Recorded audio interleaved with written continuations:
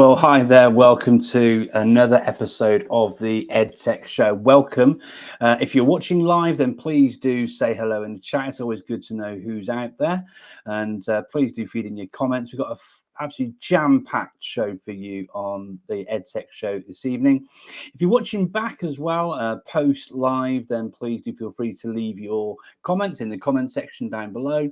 But if you are live, then there's opportunities for us to give you a little shout out and those sort of things if you are joining us live. Got some cracking reports lined up on the show this week. We'll be hearing from Ronan and some teachers exploring STEAM in the classroom. Bookie's been out and about and compiling a whole plethora, cornucopia, as Mr. Al Kingsley might call it, of EdTech tips and ideas to see out the end of your academic year.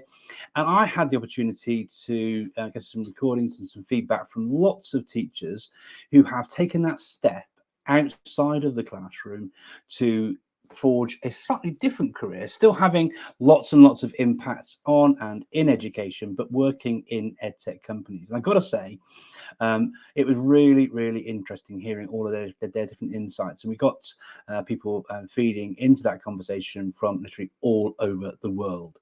So really excited to have all of that. As ever, we've got our news. My first little bit of news is to give you a little gentle reminder. If you're thinking about applying for MIE Expert, that's the Microsoft Innovative Educator Expert Program, then a gentle reminder that the window closes on the 7th of July. You haven't got very long to get your applications in. And as someone who's been through, the Microsoft and Apple and Google events and things, there's no better CPD for the networking and the things you can learn from these different companies and the insights you gain as well. So if you're considering joining the MIE Expert Clan, the class of 22-23, get your entries in there as soon as possible. Ollie, unfortunately, is under the weather this month, so he's not joining us. But like Ronan, Ollie and Ronan are both MIE experts, and they speak really highly of the experience and of the networking opportunities and the professional learning opportunities that come as part of the MIE experts experience. So please do get that in there. So look, first report up this month is the one I mentioned at the top of the show, which is the one which is going to explore and speak with a bunch of people who've made that transition from the classroom to working in educational technology. For those of you that are old enough, run VT Errol, and we will look forward to hearing that report right now. Enjoy.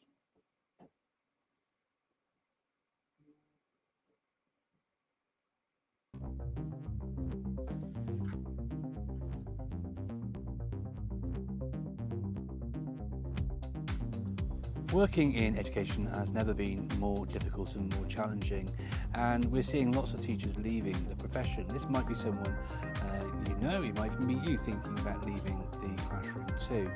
And educational technology is one place and space that many educators are gravitating to as a side move from their career in the classroom. So we asked some people why they left the classroom and what prompted them to do so, what roles they have now, and some of the benefits they're experiencing on this report on the EdTech Show. Hi Mark, you asked me what my former role and experience was. So I was a primary school teacher in London, ICT coordinator. I taught most year groups. When up until about 2000, that was mostly up until around about the top of Key Stage 2. So prior to joining the team here at TextHelp, I was an elementary school teacher for over a decade. I spent my time, some might say I did my time, in 4th and 5th grade classrooms throughout the years. I was always interested in education, so at sixth form I studied childcare and education. I then was a nursery nurse for a little while and then a teaching assistant for a couple of years. I went on to university and did a degree in drama, as that was something else I was really passionate about. When I graduated, I went back to being a teaching assistant, did some reading intervention leads, did a speech and language support course. Then I was a HLTA, and then I did my teacher training salaried through the infant school I worked at. Went on to be a year 2 primary school teacher. and then ended up moving over to Net Support as the product manager of Really School, which was actually being used in the school that I was working in. My former role and experience is as a computer science teacher. I taught middle school grade levels for about 5 years and then high school for about 1 year after that. I held a bunch of different little roles within my school and my district as well. I was the electives department chair. I was the 8th grade house lead. I worked as the site tech lead. And then during the pandemic, specifically in eSchool, I worked as the district's virtual learning lead, which was really cool too. Hi, my previous experience in teaching lasted 17 years. I worked in 3 different schools. So I was a teacher of science, specialised in biology for 17 years. My former role is as a maths teacher. I started in secondary schools, then moved into alternative provisions, and then back into a bit of secondary school work, but within an FE college, and then stayed in an FE college. There are lots of reasons why people choose to get into education, but there are obviously also reasons why people decide to leave the classroom and leave education. So we asked our guests, what prompted you to leave the classroom? The first thing that really kind of prompted my need for a shift was I knew my husband and I wanted to start a family soon, and my current work-life balance just did not match what I had envisioned for myself as a working parent someday. I just needed to be able to have a little bit more of a flexible day. And more specifically, I was working a lot at night, and I wanted to have those hours in my day to be present with my future family and not to be worried about my lesson for the next day and making sure that everything's ready.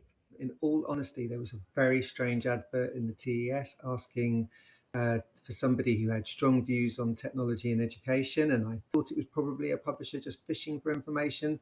So I replied with all my opinions and got a call the next day saying we'd love to interview you for a job, and I ended up working for a fantastic small to medium-sized publisher who was developing new digital content for schools, and that was my exit out of the classroom and into the world of EdTech.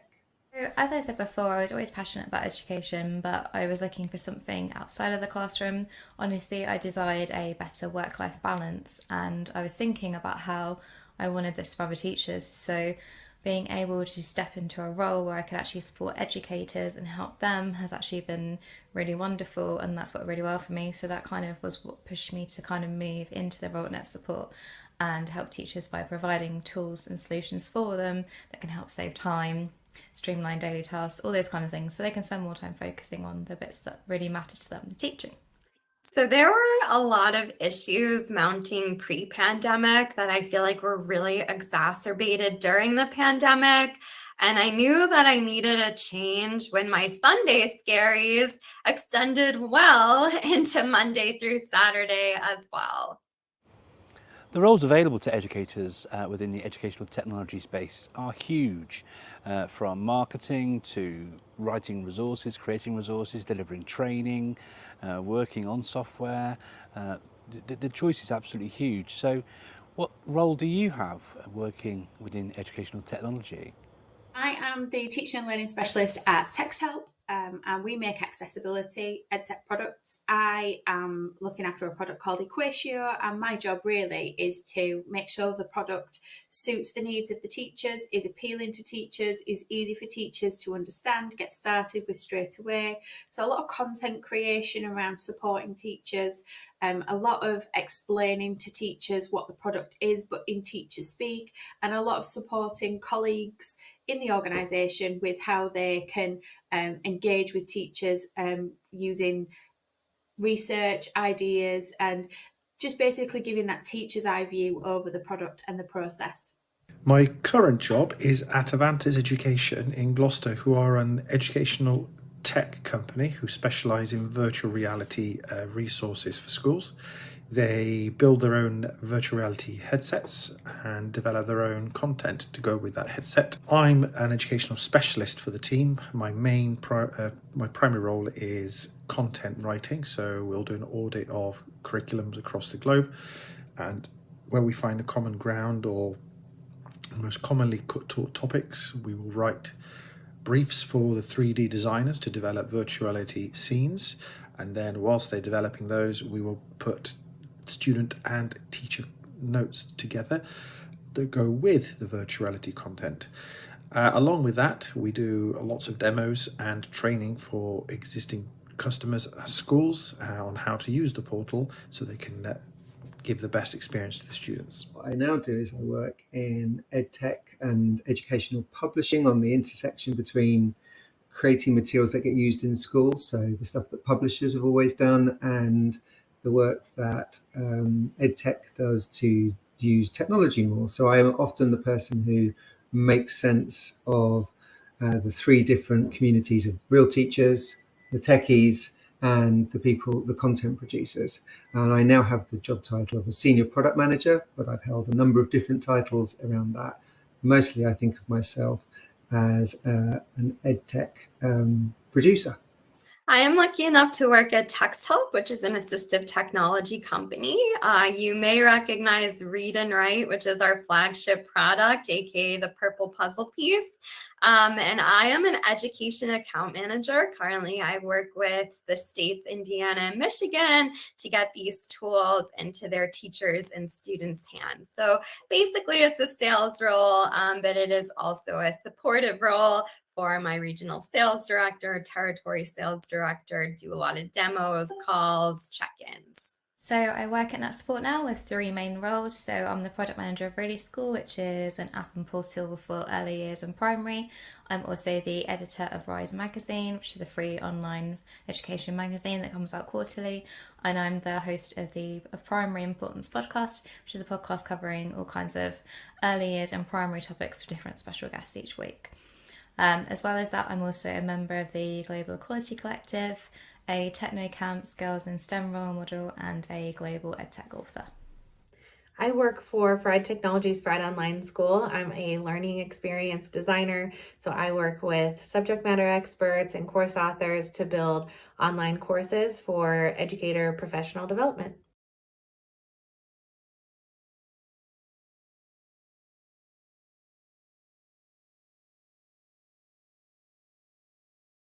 So at first I was like, oh my God, but that's literally just because I had never worked in the corporate world before. Like very quickly, I would say like within my first week, I was like, oh, this is awesome. And it's because moving from teaching to EdTech, I already had a really solid foundation. I understood the problems that students and teachers face and the benefits of integrating EdTech products. So that transition was actually a lot more seamless and easy than I had originally anticipated. I have found the transition from the classroom to be wonderful. I have a 10-month-old daughter, so I was able to work from home during my entire pregnancy and really put my physical health first, which was great. I get to create things and make things for teachers and for schools still to allow them to better serve their students. My job is 100% remote though, so I do miss the energy of a school. At first, it was a difficult transition, being an office-based role, just because it's so different to teaching. It's basically a completely different world. At first, I felt like my days were really unstructured because I was used to having a hourly timetable. But I found everyone was really supportive, and the teaching gave me so many transferable skills and insights that actually really helped me transition. The transition from the classroom was quite daunting at first, obviously having spent 17 years in the classroom and basically being my first proper job after uni. That's all I knew. I've always questioned whether my skill set was transferable.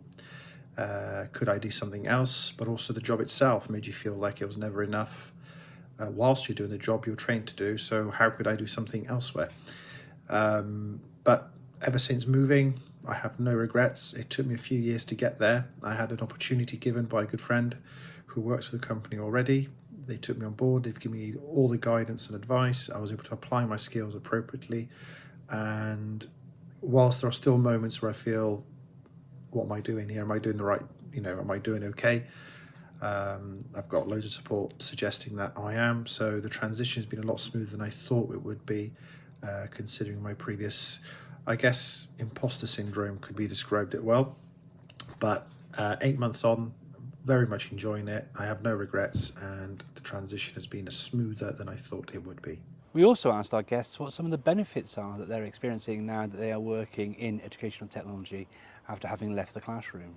Well, the benefits of moving outside of teaching, Mark, are largely to do with work-life balance. And that's kind of an obvious thing to say, but I used to do work from 7 till 7 and often take work home and all of that.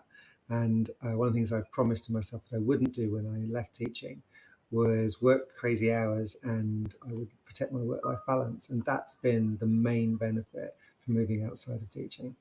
The benefits of leaving teaching and moving out of the classroom have probably been the work-life balance.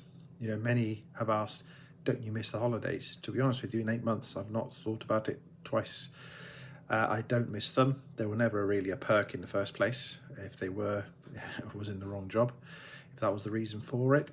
But other than that, the perks, as I said, has been the work-life balance. So even though I'm working longer during the year, when I leave work, the work stays at work. There's no issues of bringing home work at home. Stress levels are far lower. The anxiety and worry going into work, making sure that we do right by the students is not there, which really is helpful. But generally speaking, yeah, my relationship with my family has improved. I'm not as down as often as I was, if at all, nowadays. But yeah, so the morale, the well-being side of things has massively improved. And I actually get up in the morning, even when I'm tired, actually looking forward to working with a really supportive team. Not that it wasn't before, but it's just a job did grind you down, where at the moment I feel that I'm actually rewarded. I feel the reward of what I do, rather than make to feel that it's not enough. In my particular role, I can pick and choose how I want to spend my time for the day, which is huge. I'm not spending my day aligned to a bell schedule, and rather can shift things around depending on what I need to get out of that day. So that I certainly do have a far better work-life balance after my shift from the classroom, because of the way that I'm able to move around how I'm spending my time during the day. So I can spend time with my daughter before she goes to daycare in the morning, and then I spend my day creating and working on projects that I'm incredibly passionate about as well. So that's just a really wonderful piece for me, is that I do have that flexibility that I was craving, and then I also get to do things that inspire me to support educators every day. With these different career opportunities available to teachers, we thought it'd be really good to ask our guests what advice they would give to anyone considering pursuing a career in EdTech. Find a way to hold on to those values and the things that really switched you on about teaching, and find somewhere that enables you to do that. There are benefits to leaving the classroom, and there are also downsides, and it's important to consider and to mention both before making that transition. I would say apply with confidence. Teachers have about 1 million transferable skills. You're rock star employees. Your work ethic is crazy. Be confident. And especially if you're applying for ed tech companies, like, you are the expert on their clientele. So you will be highly valued. So I would say definitely take the leap. You will find it worth your while. My advice would be, once you're sure that this is what you want and you want to move into the world of EdTech, first of all, do your research and make sure that it's a company you would feel comfortable being there in. And teachers are very pedagogically minded, so those values are probably going to be really important to you, so make sure it's somewhere you're happy to work within. Also, look for opportunities where you are within your school now. Are there companies there that actually you could reach out to, that maybe you could do training courses with? Use websites like didteach.com to help you find different opportunities. And another really key thing is maintain good relationships with your employer and your colleagues. You may end up continuing to work with these schools in a different way, so those relationships will really matter later down the line and could really support you in your next step in your career. The advice I would give is probably don't sit on your laurels and let it take longer than it should. You'll be amazed how much work is out there, which is, helpful in moving away and managing that work-life balance and stress and well-being. I guess the biggest advice is, if you feel that's the thing to do, then go for it. Don't ponder, don't worry. There is something out there for everyone. It took me 5 years to leave the profession, and my only regret is having left it for so long. But then I try to think of the positive, that, you know, it all happened for a reason. I found my place in the end. But if you feel that you need to leave, then my biggest advice is go for it, take the plunge. You will be better for it, and you'll be grateful for it as well. Don't take your time. You'll be surprised at how transferable your skills are, that once you start working and learning and being trained in the new job, how quickly you do pick it up and how much you can actually contribute from the skills you developed as a teacher.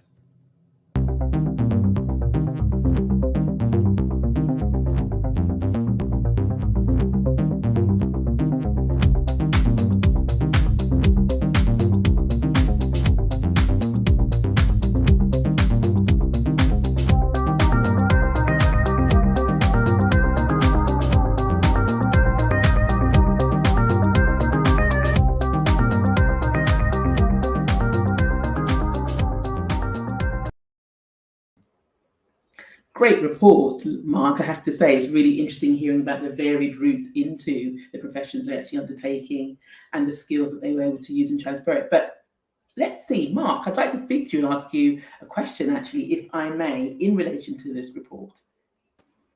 Yeah, absolutely, Bucky. Go and knock yourself out. All right, okay. So my question is that you've done something similar in terms of moving beyond the classroom and extending the EdTech work.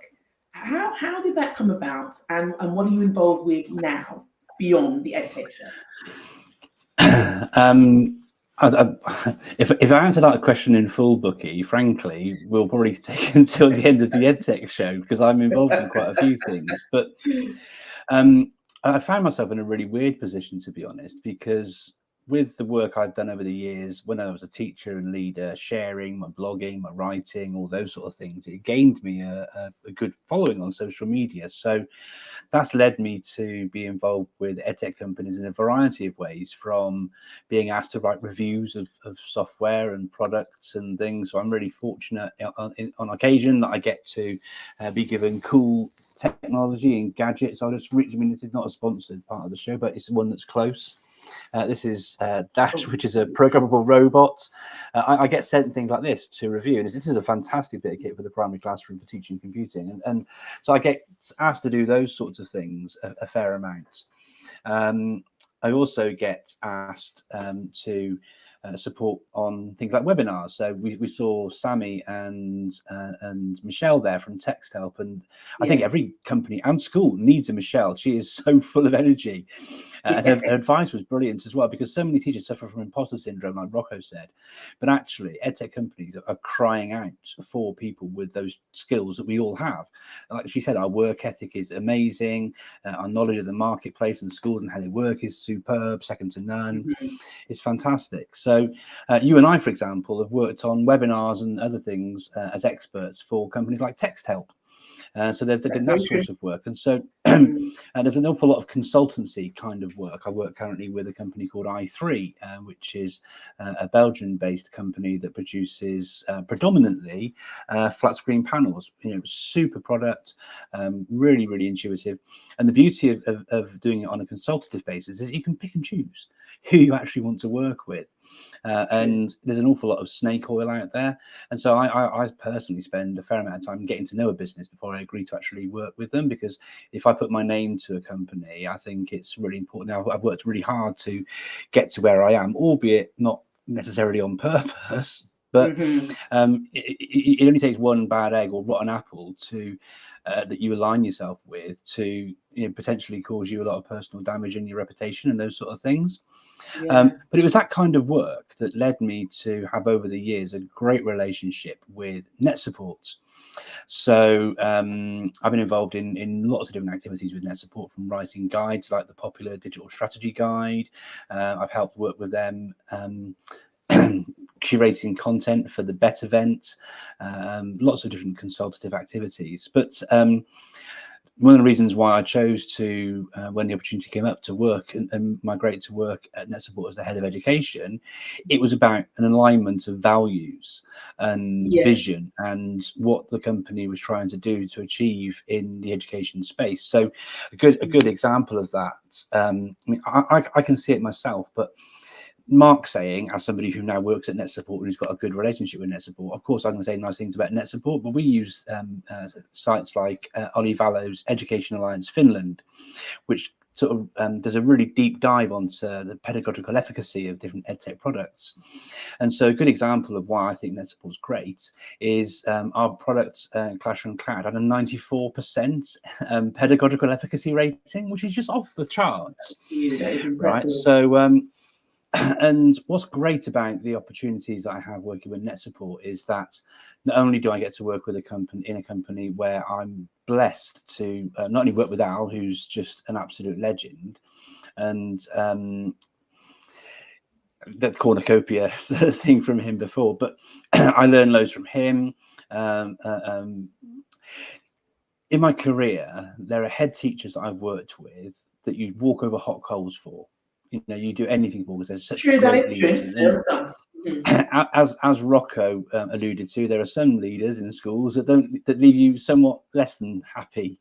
But Al is one of those leaders that you know, people would walk over hot coals for. And the family NetSupport is amazing. I love working with Kat, the dev team from Dazzle to Tom to Andy Earp to Matt Wilding. The whole team is a real family affair.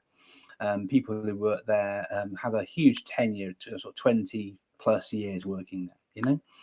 So it's great to have that role, and the beauty of that for me is I got into teaching to make a difference, and what I can do at NetSupport in the role I've got there, I can still work and learn and help and develop the software, feed into things, create resources to help teachers, learn from the people that are there, all those things. But what the company also likes is that I still do the work I do. So this week, for example, I've been mostly not NetSupporting. I've been working with schools in Peterborough. On Monday, I worked with Coleg Cambria in North Wales, delivering training and support for their staff. So I still get to do all the things that I love doing, have an impact like that. But I've also got the benefit of being right in the deep end. And it's like the best of both worlds. It really is. And I've been blessed. You know, I've worked with, you know, from Apple and Microsoft to Google as clients through to, you know, small startups who are seeking advice, you know, from the ground up, you know, and it's just, you know, fantastic to be able to have that opportunity to do that. And just like sometimes if like smaller schools like Proves will get in touch with me, and they don't, or a small first school, you know, they don't have big budgets, but they still need help and support, and so I can do like pro bono type activities and support. And you know what I'm like, Bucky, on social media. If people ask me a question, I'll help them and all the rest of it. But well, that's how we connected, wasn't it? I reached out to you. Yes, exactly. Yeah. But I was absolutely blown away with the responses. And so let's say again, massive thank you to Elan, to Lauren, to Michelle, to Kat, Sammy, Rocco. You know, the advice shared in there is what I hear from lots of teachers. And there are lots of people I asked a question about, because I wanted to interview a few people and thought I wouldn't have anybody. And then I had like 75 responses. In fact, the next edition of Rise magazine features 82 people on my next periodic table of people who were formerly teachers who now work in education. That's brilliant. That's really good. To try and showcase, because it's difficult to stay in touch. It was really hard with that video because there's so much more advice I could have included, but we try and keep them to a short amount of time. But one of the things that Lauren continued talking about, and one of her bits is you miss that connection to the classroom and seeing the kids and all that sort of thing. And so I feel it's really important that people can still feel that they still have an impact on education. I don't teach anymore, and I miss my kids massively, the children that I teach and the communities and all of that. But I like to hope that the work I'm doing, and I'm sure it's the same, and you heard a similar message from Kat and from Rocco and from Lauren, you know, you're still able to have a big impact on education without actually working in the classroom and working with the children. Yeah, that is true. Yeah, that is true. That's equally why I stay in the classroom. I you know, school community is something that I recognise is really important. But as you say, the balance though, but you have wider reach, and the capacity is greater. So yeah, I think it's about deciding what's best for you, as Rocco said, and knowing that, and also the value that you said, you know, your values matches with the next report, and that's why there's a great synergy there as well. So there's lots of different things, and utilising the skills you already developed where you were still a teacher before you made that transition. So yeah, very powerful. Yeah, no, absolutely. And I can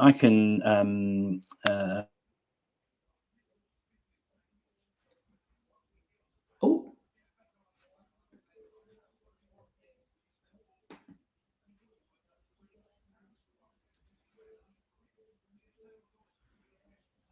I can't hear you. Can you hear me I'm not now? sure. Yes, I don't know what happened. That's very strange. Teams just started for some reason. All right, okay. no, but- That might be a cue for us to move the conversation on then in that case. So I'll take Absolutely. that. I don't know what happened, but I'll take that. But thank you for I sharing can your talk for insights. Britain. Thank you, Becky. All right. Well, this is the Global Edtech Show, so we'll keep it that. But thank you so much, Mark. It's great to hear about how you transitioned into the role you're doing as well. So, right now, with regards to me, before I actually share my rather short feature, I wanted to share an update. So, the 9th Annual Guest Awards is taking place on the 16th of November in 2022, and our very own co-host Ollie Lewis has actually been signed up to be a guest award judge. Now, you might be thinking, what is guest? What are awards? So, the Guest Awards aims to encourage the raising of diverse educational services and product standards throughout the industry, and aims to be recognised throughout the sector as the accolade of excellence. I'm hoping that whets your appetite to just get involved and actually just keep an eye out on the awards, see who the finalists are, who actually makes the cuts for actually win the awards. So it's great to hear that our very own Ollie is actually taking part, and I look forward to hearing more updates in the new academic year.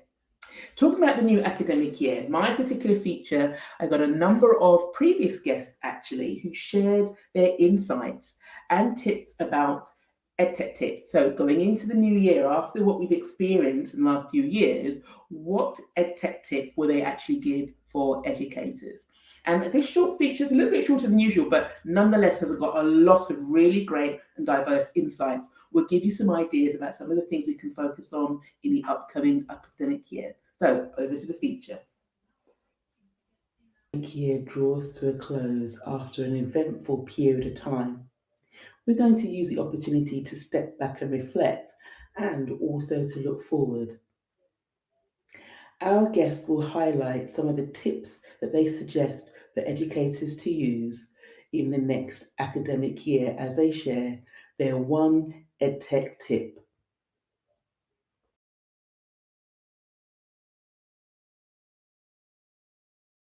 Hi, my name is Mika, and I'm a speech language pathologist and an instructional systems technology doctoral student.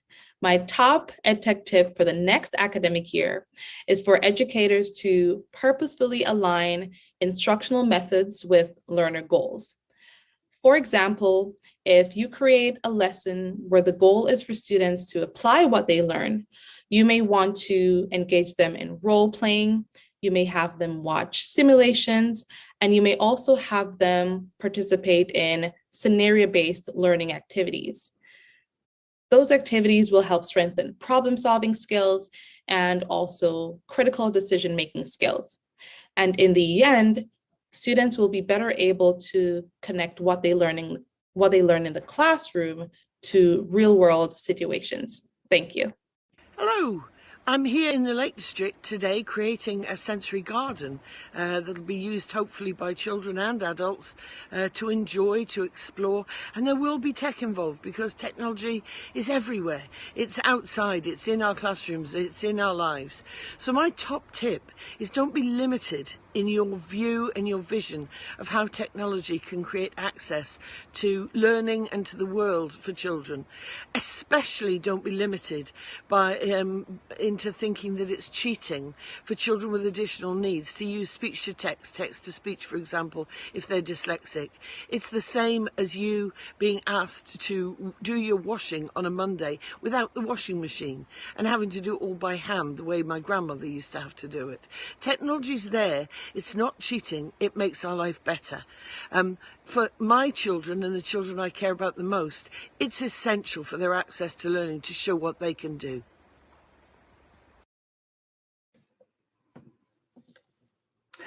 So, hi there, Mark Anderson, ICT evangelist here. Bookie's asked me to share in just 60 seconds what my top EdTech tip is for the new academic year.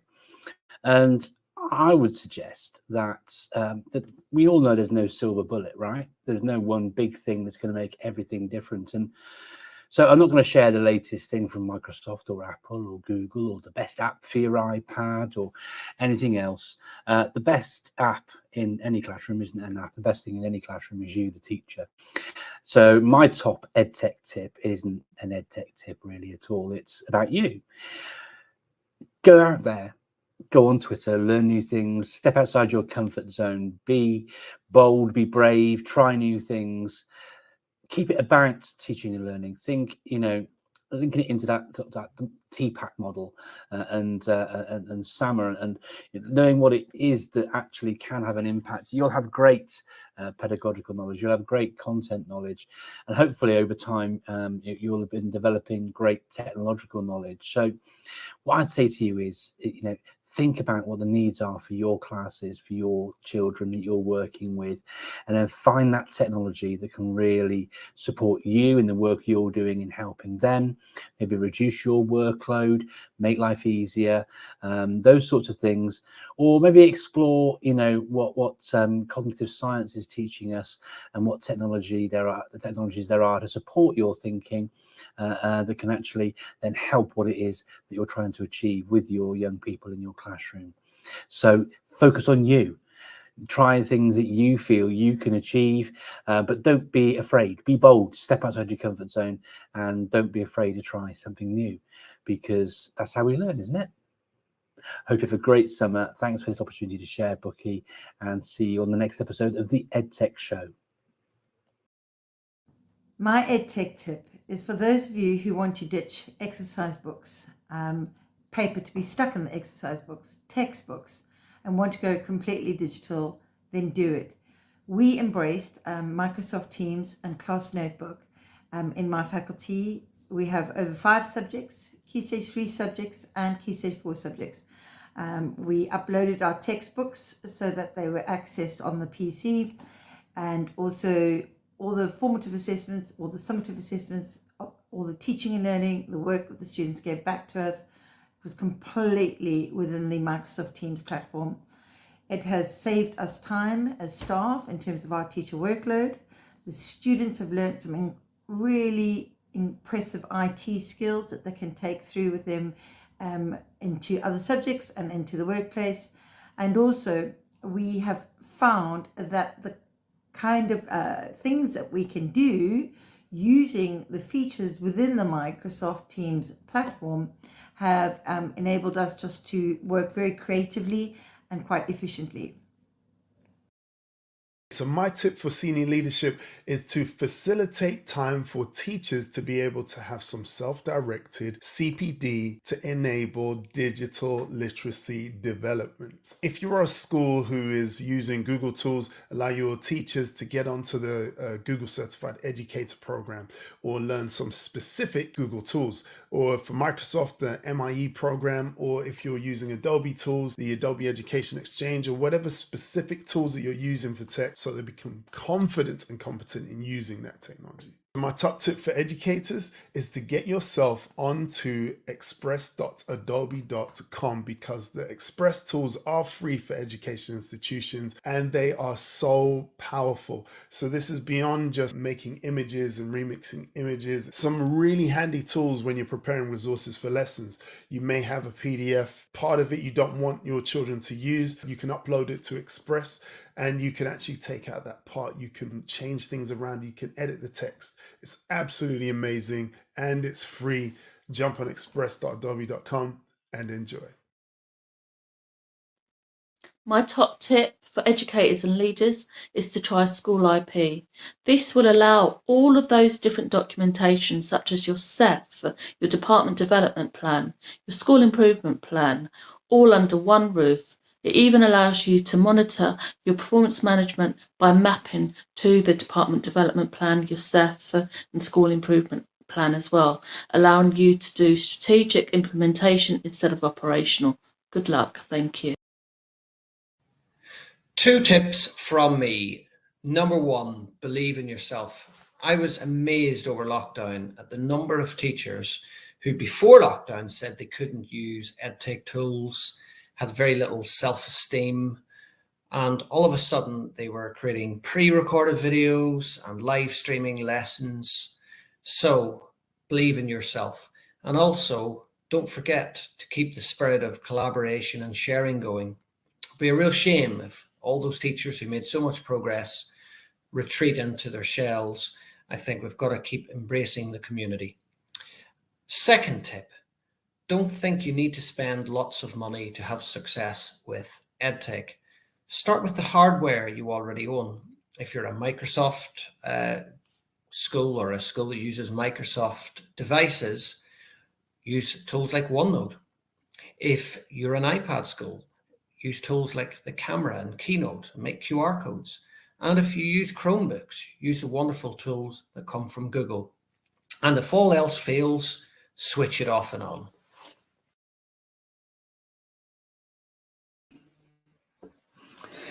Thanks for putting that report together, Bucky. Loads of great ideas and things to take away there. Some hands-on tips. But what I liked most of it, if I think back to, Teach Meets from 15, 20 years ago, teachers would be bombarded with boom. You'd walk away with like 150 million websites, it felt sometimes. But it was just really measured, actual impactful advice being shared there really super quickly. I love the feedback there from Mika, from Mika to Carol Allen, to Ozzy, to Jen, to everyone who shared there, Ronan as well. And knowing yourself is so powerful. And look at what we've achieved the last 2 years, and if you can do that and survive and come at the other end of a pandemic, still teaching and loving teaching and what have you, is great. And Ozzy's tip there as well about the thing for school leaders, making sure that they build in time for educators to actually spend time getting comfortable, confident, happy with their use of technology is so important. And always remember, if you're going to ask your teachers to do something more, then what are you going to take away so they've got the capacity to actually do those things as well? That's so important. So look, hope you're enjoying the show this evening. Thank you so much for all the feedback on Twitter, the retweets and so forth and so on. I've been seeing some lovely chats and conversations going on there as well. Please do send us a message into the live chat if you're watching on YouTube.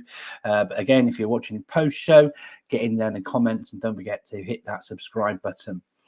One last little bit of news from myself with my net support hat on for a second. It's been a big week this week with ISTE, the biggest educational technology show in the world. And one of the things I love about ISTE is the fact that it focuses an awful lot on sort of teaching and learning and professional development, something that we could hope to learn from and include even more of at other events around the world. But there's a fantastic award being given to something which is very close to my heart. Classroom.cloud won the Tech and Learning's Best of Show Award this week at ISTE. So chuffed to share that.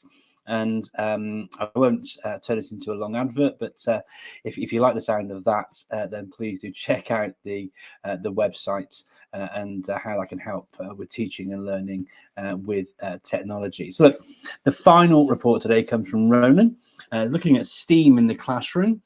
STEAM isn't something that comes out of a teacher's ears when they're angry, I promise you. It stands for science, technology, engineering, arts and mathematics. It's an extension of what was called STEM back in the day, but recognizing that creativity is at the heart of a lot of STEM things as well, including the arts in there, is really important. So I'm really excited to be hearing from Natalia Budinski, Kristen Harrington, Adam Masters, over to the report from Ronan. Thanks for putting it together for us, Ronan.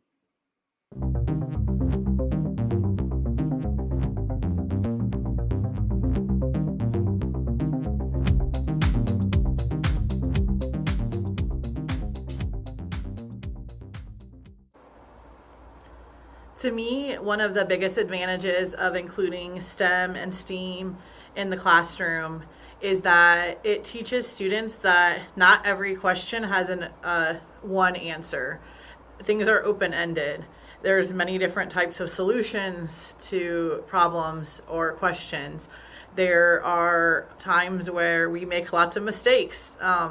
Science fields, math, engineering, every field that is STEM related, with these are things that are teaching kids that you have to get in there and really maneuver things, really try different things, and that's okay. And I think often, traditionally in schools, our curriculum didn't have a lot of that. And for students who kind of have those perfectionist characteristics, not saying that was me, but I might have had a little bit of that. I think for those types of students, it's imperative that they get these opportunities to see that, hey, I got this answer and someone else got this, but they both can work. They both can be correct. Yeah, so, it's only recently that we've been able to think about using STEM in the classrooms properly again. I'm pondering what sort of new shiny toys we should get in to invigorate the curriculum. And to some, looking from the outside, that's kind of all it is. But I think STEM is no longer the new fad, and it's been prevalent in our classrooms for quite some time. There's even lots of research in that these types of activities are highly engaging approaches for learners and gives students, a lot of motivation because they're able to use all their senses, and it's tactile and it's a creative experience. Can be things that might benefit our project or answering our question that we had. I also think this is highlighted oftentimes when asked this, but I think that collaboration is another thing that is usually goes hand in hand with STEM initiatives and projects. And it's said over and over again that we're preparing students for those jobs of tomorrow, and I definitely think that's important. But even today in schools, it's preparing kids for those social skills that whatever they do in life, it's going to help them. And for me, it just allows students to be able to tinker and problem solve collaboratively. STEMs for most schools will allow students the opportunity to explore and discover meaningful hands-on experiences. Not only does it teaches the student about one thing, but also teaches them how to learn. I'm always excited that I'm able to bring these experiences in the classroom and be able to pull in the experiences from other subjects and content like maths and science and integrate it together rather than in isolation. It's also more engaging and more fun to have those types of things. It makes the day go faster, not only for students, but also for teachers. So for me in the classroom, when I started initiating more and more project-based learning and STEM initiatives, I found that I enjoyed my students more. I learned so much more about them, the way they thought about things, their interests, things that they were talented at and good at. And I just started enjoying my job more and enjoying my students more. So hello everyone, my name is Natalia Budinski and I'm a teacher from Serbia. The field of my interest are innovation in education, and I am a big fan of STEM education, also STEM with A, because I think that art and creative approaches are beneficial to STEM education. I often apply creative activities in process of learning mathematical content. That is something that I consider very important, and I notice that students react very well to that kind of activities.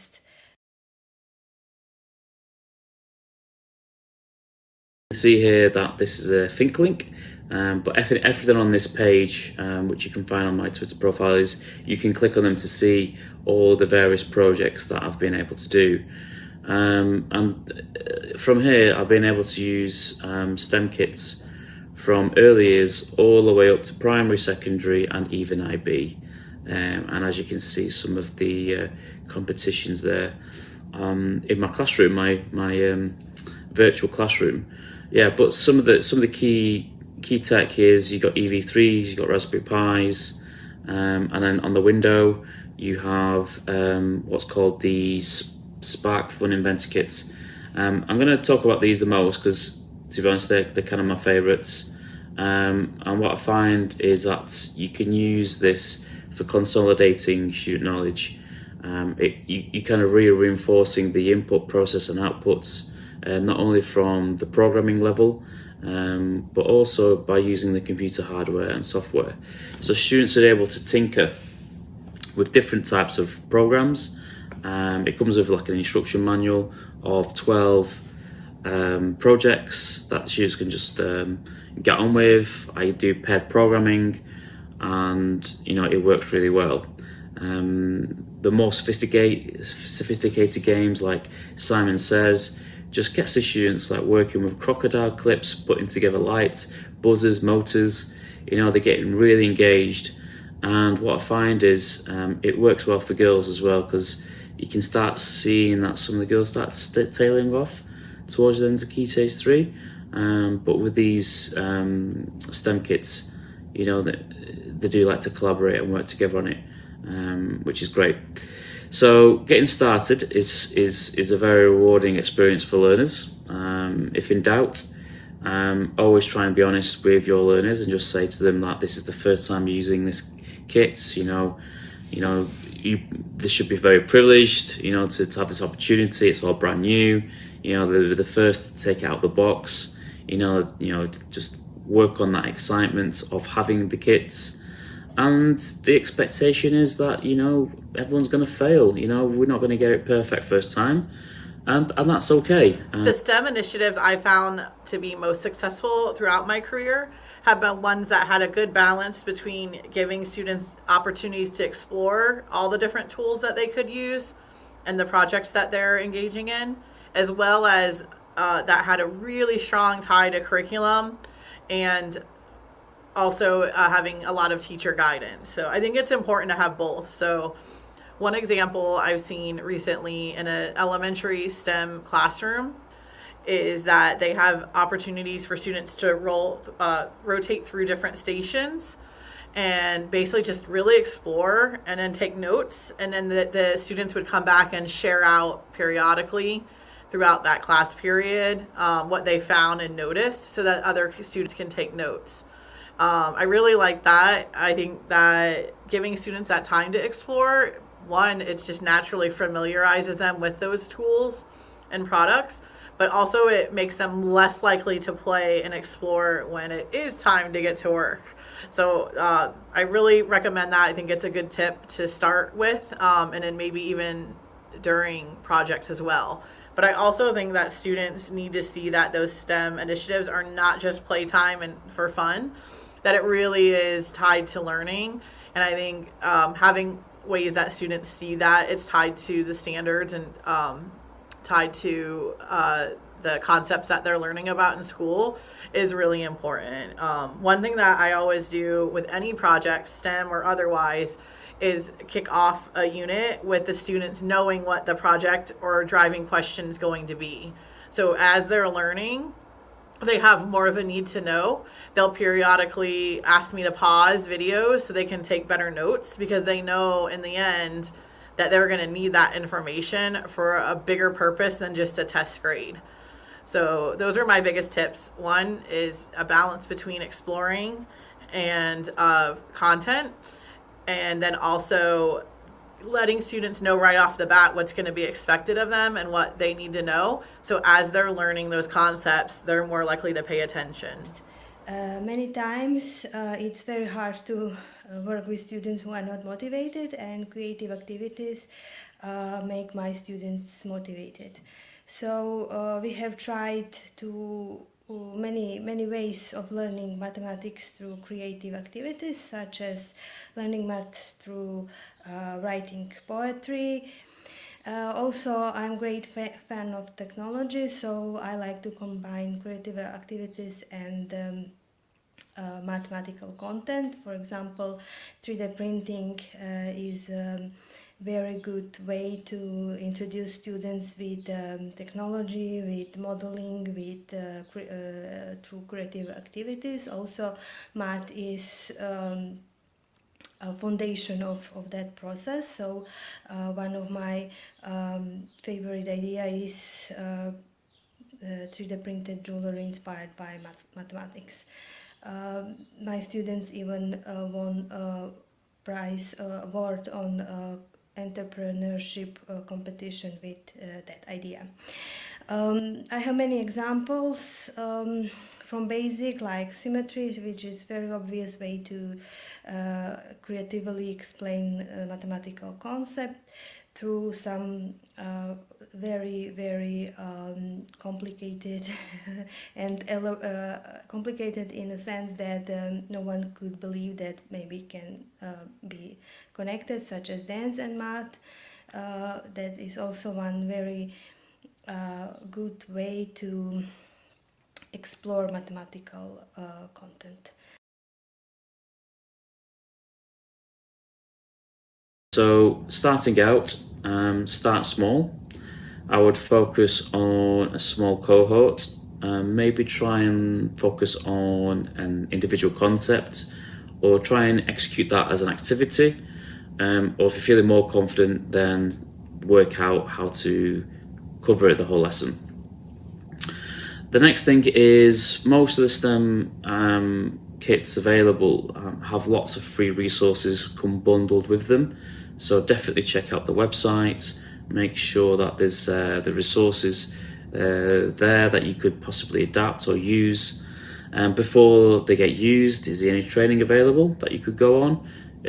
What's really good that I've done in the past is these STEM providers love to support you, and they can come in and they can actually teach a demo lesson.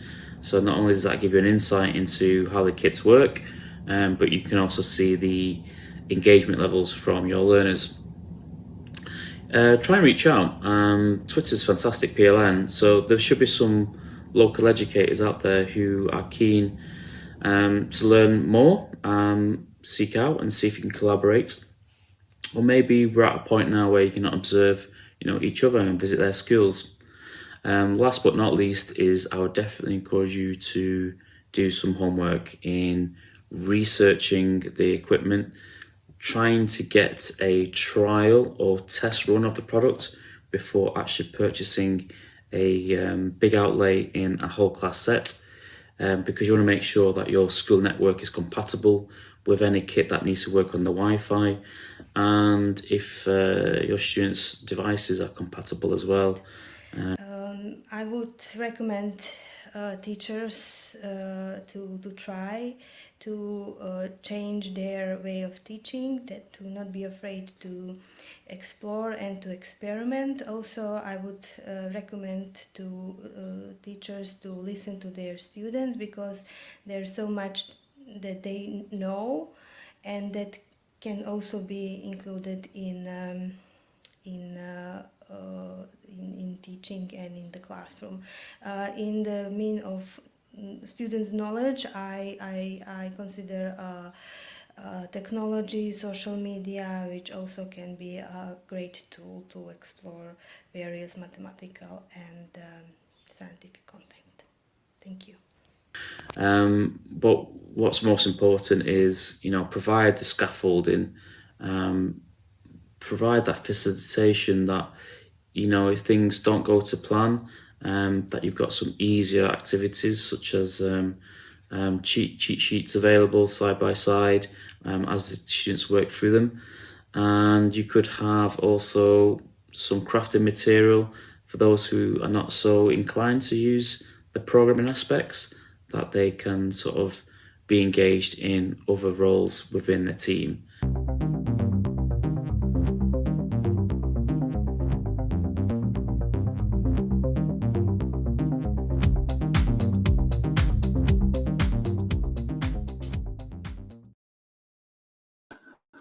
Well, what a great report there. So many takeaways and great ideas. Thank you so much to Natalia and to Kristen and to Adam as well.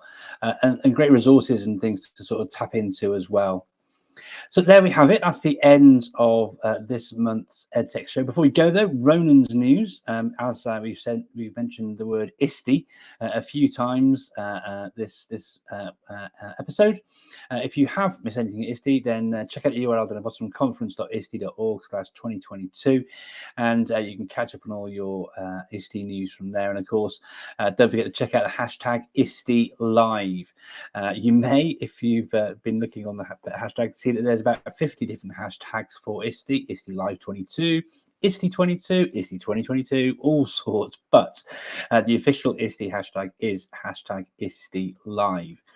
So that brings us to the end of the show. I'm just going to bring Bucky in, though, making sure that her microphone's turned on, because that's a habitual mic drop moment. I do want to just say, Bucky, happy birthday again.